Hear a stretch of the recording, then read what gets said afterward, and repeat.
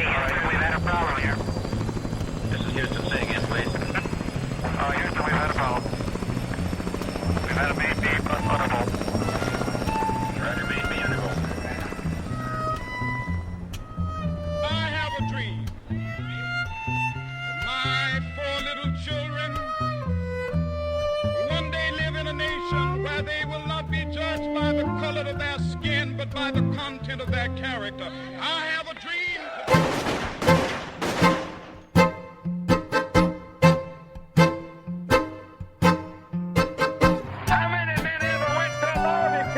Today on the Wayback Machine, we return to the Mercury Theater for their July 25th, 1938 production of A Tale of Two Cities. E is equal mc square.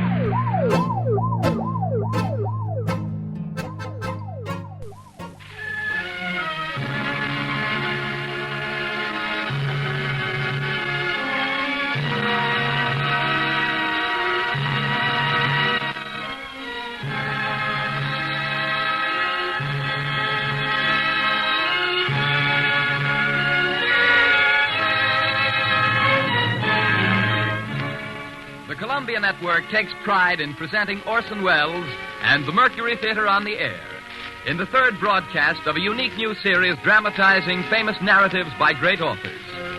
This is the first time that a complete theatrical producing company has been brought to radio, and the Columbia Network again welcomes Mr. Welles and his associates to its own stations and to the stations of the Canadian Broadcasting Corporation coast to coast. Every week, Orson Welles invites our listeners to suggest their favorite titles. And tonight, at your request, the Mercury Theater on the Air presents A Tale of Two Cities by Charles Dickens, with Orson Welles as Dr. Manette and Sidney Carton. A Tale of Two Cities.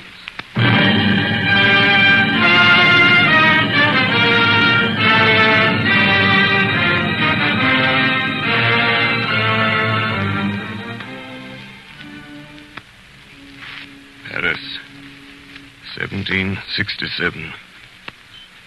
I, Alexander Manette, unfortunate physician, write this melancholy paper in my doleful cell in the Bastille.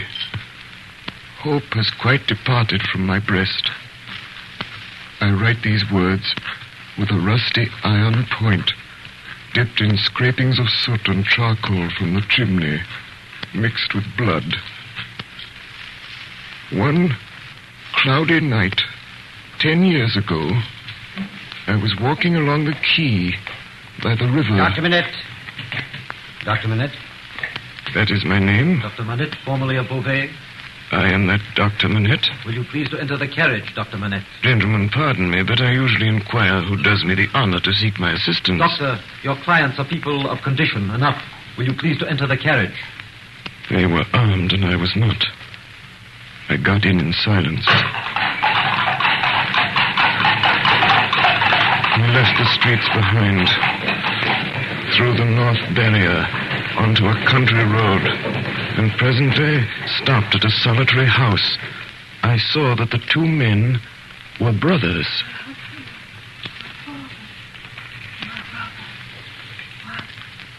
In an upper room, I found a patient in a high fever of the brain lying on a bed. She was a woman of great beauty and young, certainly not past 20. Her hair was torn and ragged, and her arms were bound to her side. My husband, my father, my brother. 1, 2, 3. How long has she 4. lasted? It's about this hour last night. She has a husband, a father, and a brother? A brother. You are not her brother? I am not. My brother. 1, 2, 3, 4, 5. There is another patient. You had better see. Come. 7, 8, 9. In a back room on some hay on the ground lay a handsome boy of not more than 17. His wound was a sword thrust, received from 20 to 24 hours before. He was dying fast. How was this done, monsieur? Crazed young common dog, a peasant, forced my brother to draw on him and has fallen by my brother's sword, almost like a gentleman. The boy's eyes moved slowly towards me. Have you seen her, Doctor? I I have seen her. She is my sister, Doctor.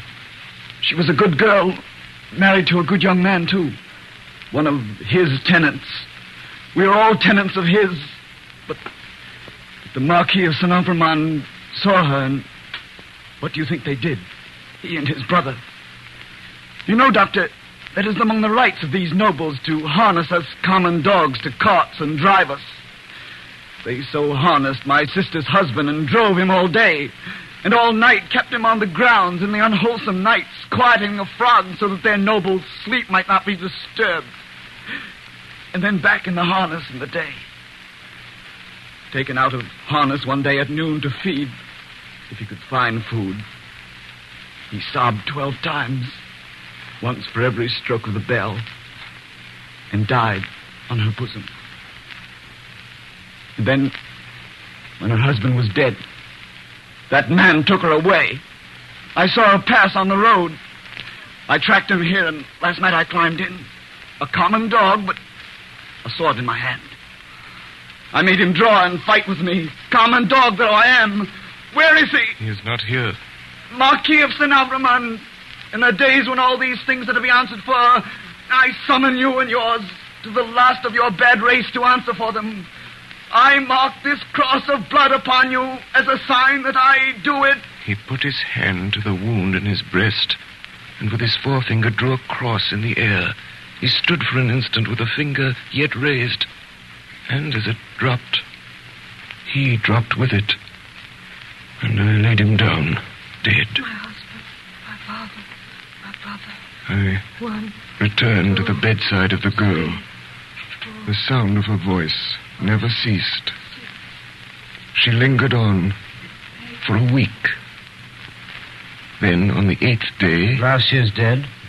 She is dead. I congratulate you, my brother. 5 nights later, toward 9 o'clock, a man in a black dress rang at my gate, demanded to see me, and softly followed my servant, Ernest Defarge, upstairs, into the room where I sat with my young wife. An urgent case, Doctor. Won't detain you long. I have a coach waiting. When I was clear of the house, a black muffler was drawn tightly over my mouth from behind, and my arms were pinioned. The 2 brothers crossed the road from a dark corner and identified me. Not a word was spoken. That coach brought me here to the Bastille. It brought me to my grave. If it had pleased God to put it in the hard heart of either of the brothers, in all these frightful years, to grant me any tidings of my dearest wife and my child, so much as to let me know by a word whether they are alive or dead, I might have thought that he had not quite abandoned them. But now I believe that the mark of the Red Cross is fatal to them, and that they have no part in his mercies.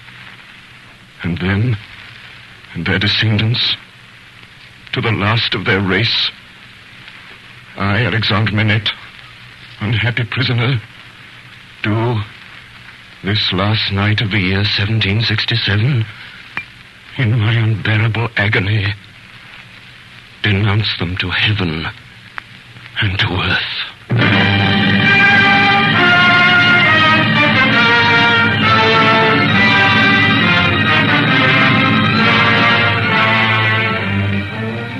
The words are written in scrapings of soot mixed with blood on scraps of crumbling paper. There they lie, hidden away in the solid stone, year after year. Now in the North Tower, cell number 105 is heard all day, a low, hammering sound. The sound of an old man making shoes in the dark.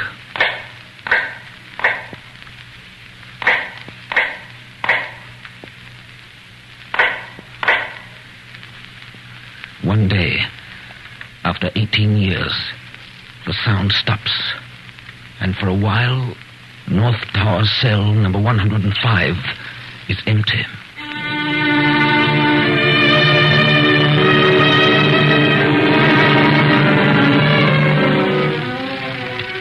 My name is Jarvis Lorry. Most of the characters in this history are people whom I first encountered in the course of business on behalf of Tellson's Bank, London and Paris, of which I have been for many years a partner. This is a history of events that took place in London and across the Channel in France in the terrible years immediately preceding and during the Great French Revolution. 1785, the Dover Road. What o'clock do you make it, Joe? 10 minutes good past 11. Oh, my blood, and the Dover coach not atop a shooter's hill yet. Hey, Joe. What do you say, Tom? I say an horse and a canter coming up, Joe. I say a horse at a gallop, Tom. Gentlemen, in the king's name, all of you. Hello! You there! Stand the right fire! Is that the Dover Mail? Never you mind what it is. What are you? Is that the Dover Mail? What do you want to know? I want a passenger if it is. What passenger? Mr. Jarvis Lorry. Gentleman of the name of Laurie. Answer straight. Yes, what is it? Does somebody want me? Mr. Lorry, What's the matter? a dispatch sent after you from over yonder. Kelson and Company. He can come close, guard. There's nothing wrong. I hope there ain't. Hey, you! Come in at a footpace. Let's have the dispatch. Here it is, Mr. Lorry. Thank you. Guard, there's nothing to be afraid of. I belong to Tellson's Bank in London. I'm going to Paris on business. Now read this. If so be as you're quick, sir. Wait for Miss Manette at Dover. You see, guard, it's not long. Messenger. Yes, sir. Take back my answer to London. Here it is. Recalled to life. Recalled to life? Yes, Mr. Lorry. Good night.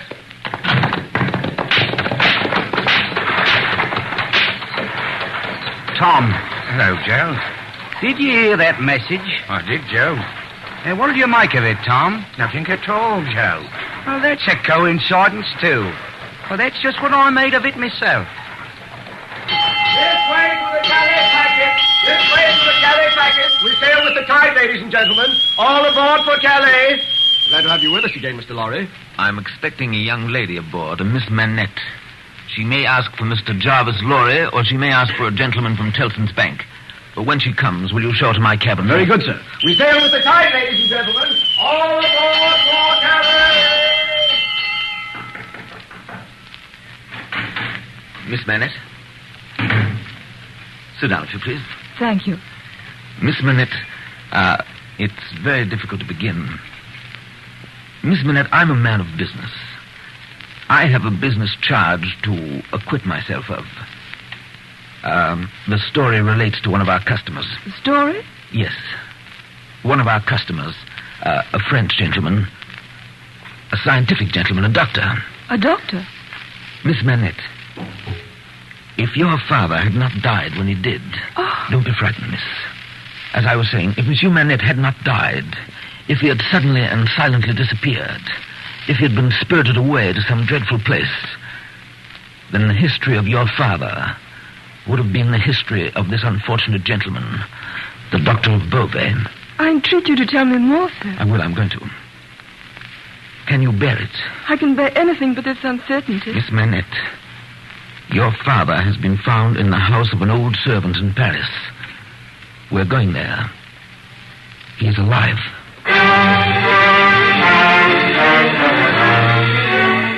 In the quarter of Saint-Antoine, in a narrow, mean street full of offense and stench, peopled by rags and nightcaps and hunger, smelling of rags and nightcaps and hunger, we found the wine shop of Dr. Manette's old servant, Ernest Defarge. His wife sat in the shop behind the counter as we came in. A stout woman wrapped in fur. She was knitting. Ernest Defarge?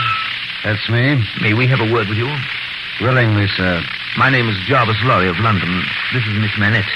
Come with me, then. I'll take you to him. He's very high, a little difficult. Better to begin slowly.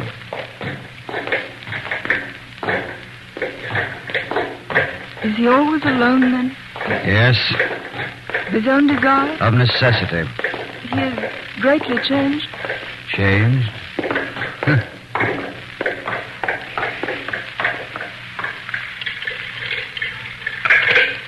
The door's locked. Yes. You think it necessary to keep him locked up? I think it necessary to turn the key. Why? Why? Because he has lived so long locked up that he'd be frightened, rave, tear himself to pieces, die. His door was left open. Is it possible? Is it possible? Yes, it is possible in this fine world we live in.